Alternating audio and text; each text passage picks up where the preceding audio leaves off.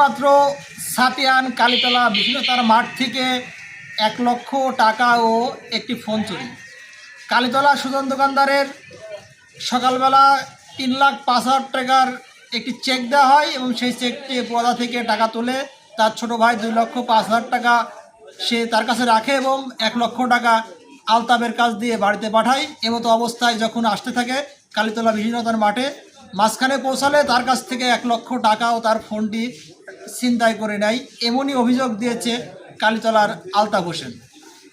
সুজনের সঙ্গে মুঠোফোনে কথা বললে সুজন জানায় সে সকালবেলা 3,05,000 টাকার একটি চেক পাঠায় পদা বাজারে এবং 3,05,000 টাকার চেক পাশ করে 2,05,000 টাকা তার ছোটো ভাই রাখে এবং 1 লক্ষ টাকা তার আলতাফের কাজ দিয়ে তাকে দেওয়ার জন্য পাঠায়। কিন্তু বিষ্ণুতার মাঠে যখন উপস্থিত হওয়ার পরপরই সেখান থেকেই আলতাফের কাছ থেকে ওখানকার যে ডাকাত দল তারা তার কাছ থেকে 1 লক্ষ টাকা নিয়ে নেয়, সঙ্গে তার কাছে একটা ফোন ছিল সেই ফোনটাও নিয়ে নেয়।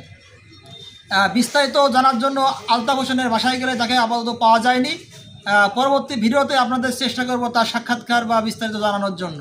তো প্রাথমিক এইটুকু তথ্য ছিল, যেহেতু আপনারা জানেন সাতিয়ান ইউনিয়নে কৈমারার মাঠ, বিষ্ণুতার মাঠ, এগুলোর ভিতরে ভয়াবহ অবস্থা পরিবেশ হয়েছে। তো আমরা নিয়মিত পাহারা দেওয়ার ব্যবস্থা করা হয়েছে, কিন্তু দিনের বেলায় এই যে অনাকাঙ্ক্ষিত ঘটনাটা ঘটে গেল এটা কিন্তু কারোর কাম্য নয়। দিনের বেলায় যে এভাবে আসলে ডাকাতি হয় এটা কিন্তু বিশালই ব্যাপার।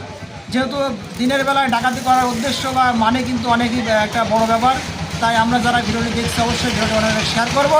যে আপনারা এই আইডিদের সঙ্গে এখন যুক্ত না হয়ে থাকেন অবশ্যই আপনাদের এই আইডিতে ফলো দিয়ে সংযোগ যুক্ত করে নেবেন।